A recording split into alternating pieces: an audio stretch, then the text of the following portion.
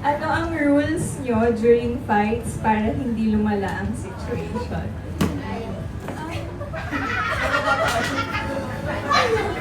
Ano, hindi naman namin pinag-usapan ng na literal na face-to-face. Pakiramdaman na lang siya. Siguro, through the years, kapag yung isa is hot, or kung pareho kayo, siguro, kalma muna kayo dalawa para makapag-isip. Kasi alam naman natin na kapag emotional tayo, pag galit tayo, so baka may bitawan tayo. And most especially, nung nag-start na kami magkaroon ng mga inaanak, it helps talaga. Kasi alam mo yun, parang gusto mo nang sumagot, pero maaalala mo, uy, meron pala akong inaanak. Paano kung humingi siya sa akin ng advice? Hindi mo maibigay yung advice kasi hindi mo ginagawa. So, another challenge naman kasi nadagdagan naman ko. So, kailangan ko maging mabait. So, sino na lang lagi kong iisipin, mag-ibang sila light tsaka heart. So, yun. Paano nyo pinapanatili ang kilig? At spark, may anak na o matagal na kayong magkasama. Simple lang yan. Bilhin mo lang yung gusto niya.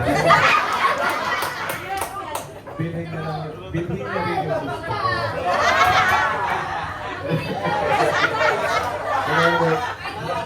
And then Spark, in reality, before naman, nag-struggle din kami sa Spark. When hindi pa kami malalim, hindi pa kami nasa foundation, hindi namin masyadong pinapansin yung Spark palagi kami nagawa. But when we fully understand kung ano yung sabihin ng couple, kung ano yung pinag-isa ng Panginoon, that's the one, kaya namin siya naintindihan na, hindi ko na gusto. And that, bigla na ang kusang lumalabak yung Spark. And huwag yung kalimutan yung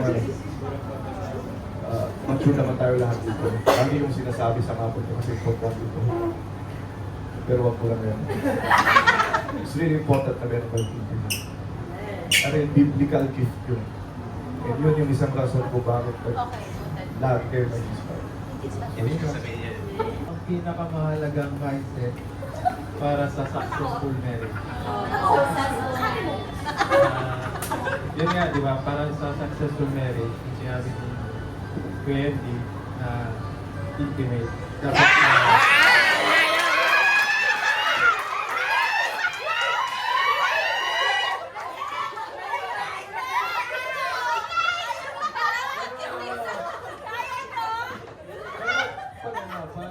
tapos na yung kasal ko. Then you apply. Kasi sabi nga dun sa negotiary verse sa Ephesians na huwag magbigay ng space sa kaaway. So, ang payo, kung kaya ng 3 times a day, 3 times a day.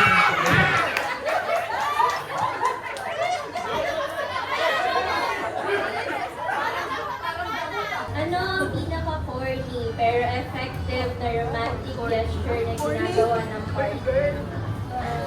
Corny na ba?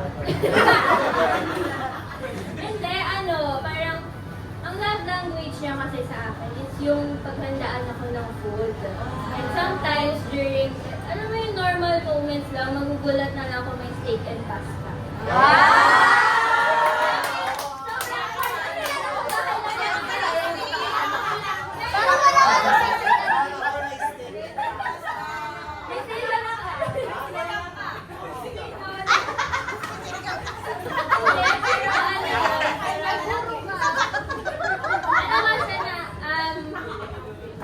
Yung first anniversary namin was COVID.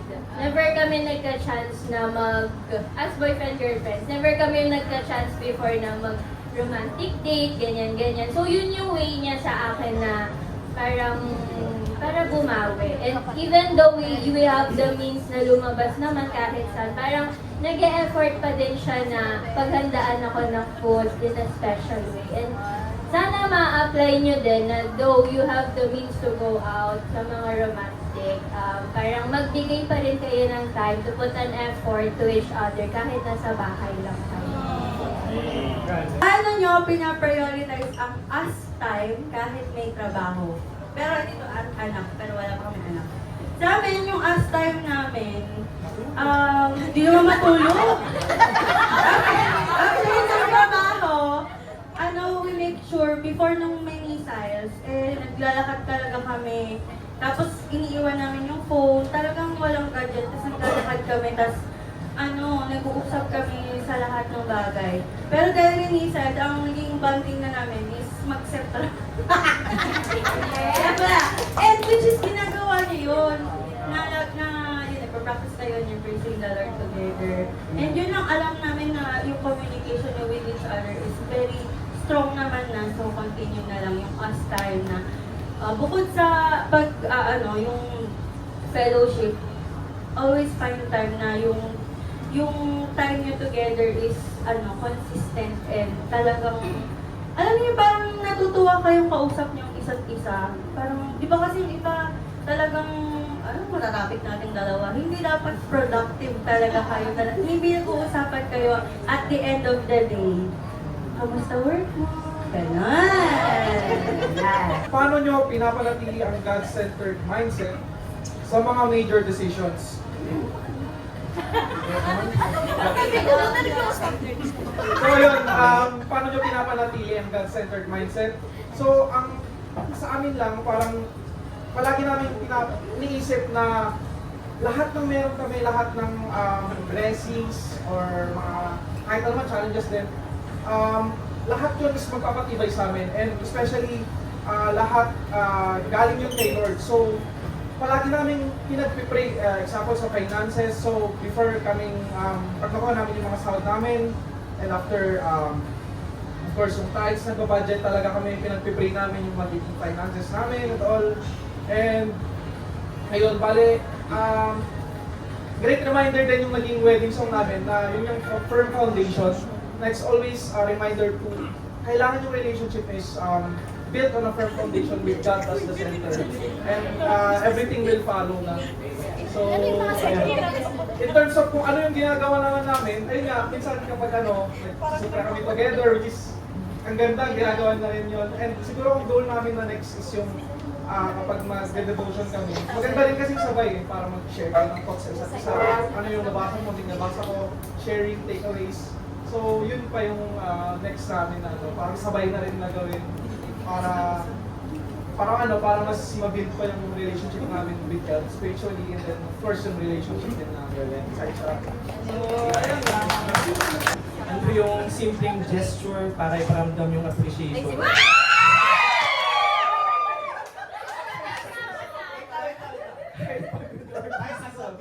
Sa work, sabi nga ni Manong MD, bilhin mo lang yung gusto mo. Yun talaga yung solution kasi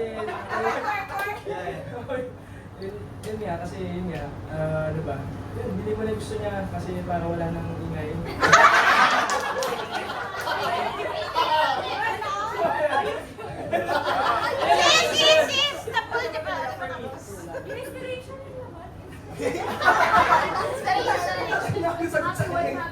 Ayun, happy wife, happy life. Ay, wala daw ganon! Simple lang. Make your life simple na lang pare. Pinaka-importante lesson na matututunan ninyo? Na natutunan ninyo mula sa Panginoon through your marriage.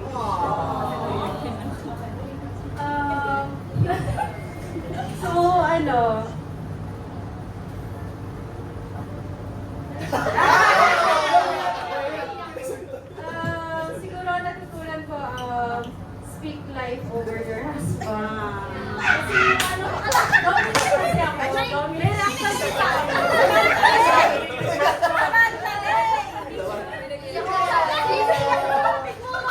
Hindi kasi before, madalas talaga yung away ng nag-aaway pa rin naman kami, pero before mas madalas kasi ang nakikita ko lagi is yung weakness niya. So, hindi ko na-realize na marami pala siyang ginagawa. Yes, sir!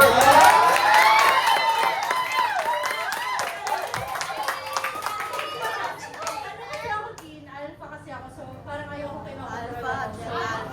Ayun nga, nakikinig ako. How to be a godly wife. So sabi, speak life over your husband. Ayun lang. Ano ang tip ninyo sa bagong kasal para ma-manage maayos ang finances? Baka naman nakala nila. Financial guru na ako. Hindi, ako number 1 sa amin.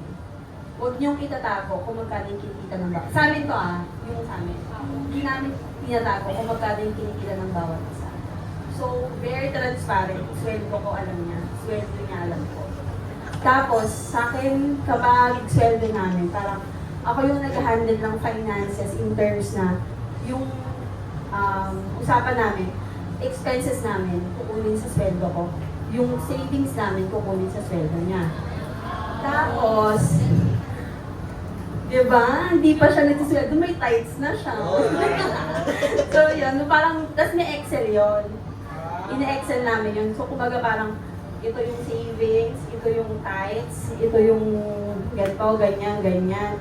Kung errand, kung pang-travel, pang-Pinas, gano'n, pang everything. Tapos, tatanong, tapos parang, ina-update ko siya palagi na parang, ito na yung savings namin. So, pag nalaman niya minsan na medyo umangat, alam mo,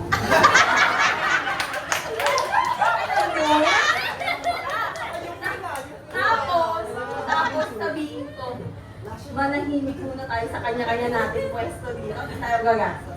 So parang, binabalance ko in a way kasi kumaga parang sa couple naman talaga laging parang may mas mahilig sa maraming mga bagay. May mga taong hindi mahilig mabili. So ako yung hindi ako mahilig mabili. So parang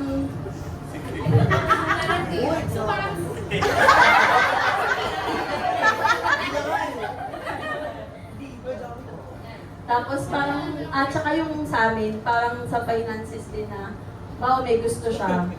Tapos may gusto ako, ipagpapaalam din namin kung, ayun, parang kumaga, sinisit down, yung parang okay ba itong bilhin na natin. So, basta lagi kong binabalance na, kapag hindi pa natin kaya, hindi natin bibili. So, laging may savings, gano'n. So, gano'n din sa travel, parang, kaya na ba natin mag-travel? Hindi pa.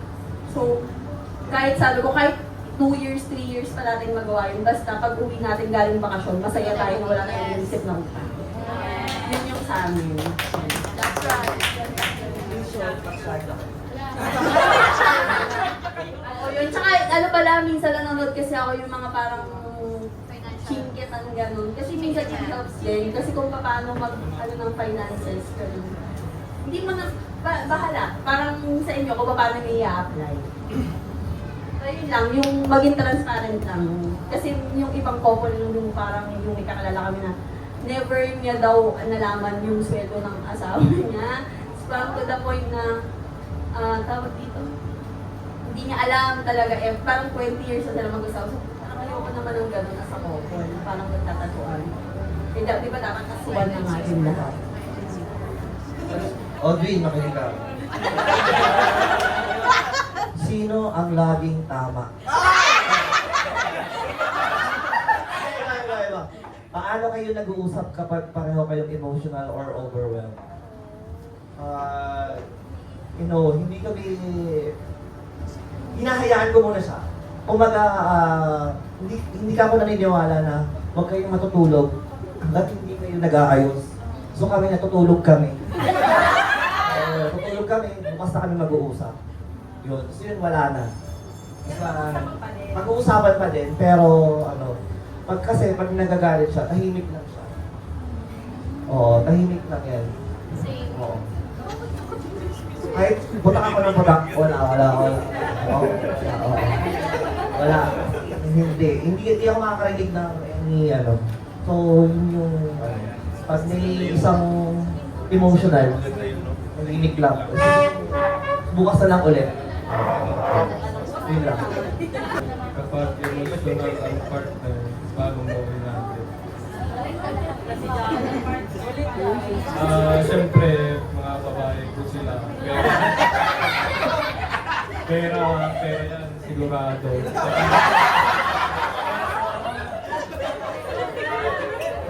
Pero tapos, kailangan mo silang intindihin, mga ganun bagay. Pag mga babae kasi, may ito yung nasabi nila. Saka, nasusuyo ko siya lagi sa matatamis na pagkain.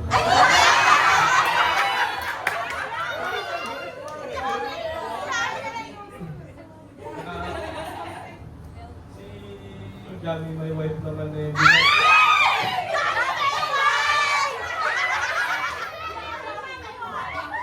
Hindi naman siya masyadong emotional as in. Kaya ako nga siya pinili kasi ayoko ng too much drama.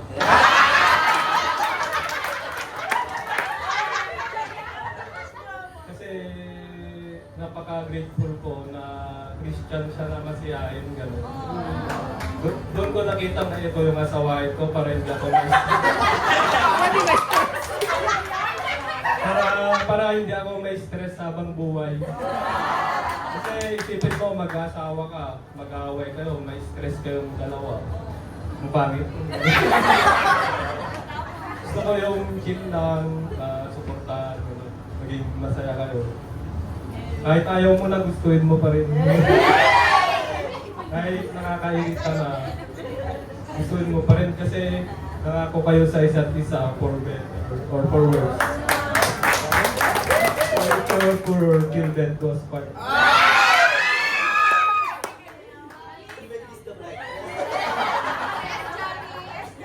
Yun lang naman. So, may question pa kayo from the crowd, lalo sa engage. Okay? Si Tope. Kung sasakyan ka,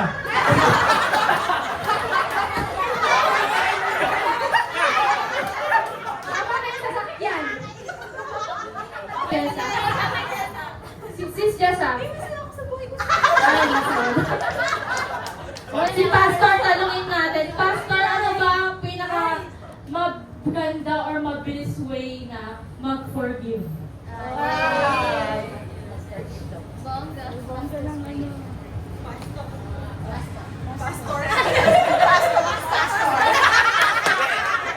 Ano, teka. Nabigla ako eh. Hindi mag-40. Okay. Salamin nyo na lang ako. Una, yung Pasko kasi, ang hirap naming mag-forgive both sides. Kasi, ma-pride din kami na dalawa. So una, kung ma-pride ang dalawa, mahirap mag-forgive talaga. So, kung nag-away kayo, totoo yung sabi ni Nanak na at least nagagawa nila the next day nag-uusap. Kami, mga the next month. ang ending is. Pero, yun, so hindi ko masasabi na paano, ngayon ko lang masasabi na nagkaroon ng realization nung tapos na, nung wasak na. No, na dapat lagi natin kainin yung pride natin. Kasi ito yung mga decision na ang consequence habang buhay. Yeah. No. Marami ako anyway, pag nag-UPI, hindi naman kami individuals, mga ikakasal. Lahat ng mga mali ko talaga para hindi nila ulitin. It's very important. Kasi whether we like it or not, hindi yun naman tayo piling sabihin na in 5 years wala nang away, ceasefire. Kung yan talagang pinitin siya talaga yan habang buhay. Joke lang, joke. Pero ang maganda, pag may word of God ka, nag-grow ka kasi. No? So, ang mali din kasi noon, importante din talaga may nag-guide kasi sa amin noon, yung church namin, walang nag-guide sa amin. Wala kasing discipleship. So, siguro kung may nag-guide sa amin, siguro na-save. Unfortunately, walang nakakalam, hindi alam ng pastor namin. So, sige, pataasan ng pride. So yun lang siguro ang masasabi ko, simulan na lang doon sa ego. Napaka-importante kainin ang ego lagi. Yun lang naman ang the best na solusyon. Pero kung yung isa nakakain niya, at least nasisave yun. Pero kung dalawa hindi nakakain, so kainin mo ego mo, the best yan, masisave yan. Okay. Amen, Pastor. Alam mo, gusto ko talaga si Pastor kasi he's so honest. No? So parang tao talaga kahit, alam mo yun, we're all Christians but of course, dumadaan talaga tayo sa hindi natin maasahan. But thank you, Pastor. Kakainin ko na. Sigo ko.